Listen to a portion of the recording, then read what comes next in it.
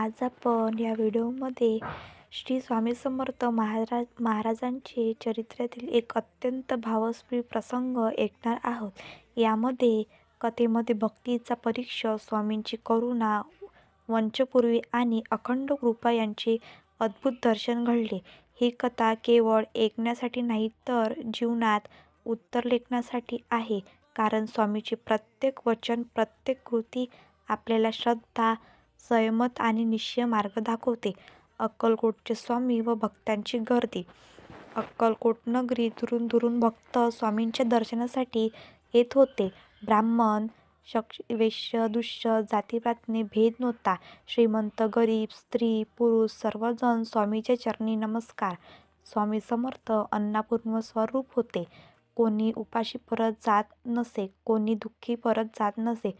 अनेक भक्त स्वामींच्या दर्शनासाठी धन्य होत तर काहींचे प्रयत्न, अनुभव, चमत्कार यांचा लाभ होत असेल.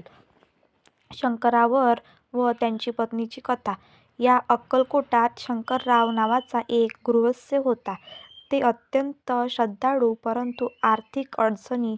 त्यांची पत्नी मनाने साधी पण श्रद्धेने समृद्ध. ती नेहमी स्वामींच्या स्मरण करत असे.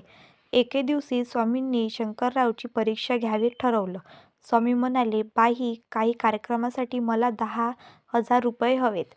ही रक्कम त्यांना कळता फार मोठी. बाई क्षणभर चकित झाली, पण लगेच म्हणाली, स्वामी, तुमचे वचन सत्य आहे. तुम्ही सांगितलेले कार्य मी करीन.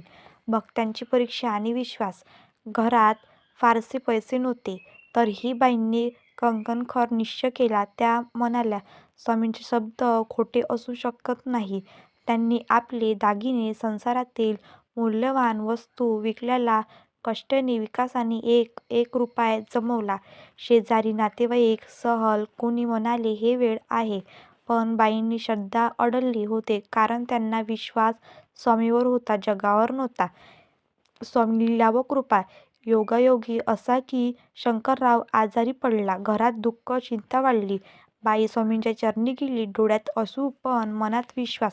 स्वामी म्हणाले, भिवू नकोस, मी तुझी श्रद्धा खरी आहे. काही दिवसांतच शंकरराव बरे होईल. नोकरी, पैसा, मन सर्व काही परत येईल. स्वामींनी दाखवून दिले, विश्वासाची परीक्षा कधीच व्यर्थ जात नाही. 10,000ची वस्तुमूर्ती. स्वामींच्या कृपेने बाईंनी 10,000 रुपये पूर्ण केले. ती रक्कम स्वामींच्या चरणी अर्पण केली. स्वामी हसत हसत चेहरा म्हणजे आश्वासन होते, तुझ्या पिढीच्या माझी कृपा कधीही कमी पडणार नाही. अक्कलकोट मठ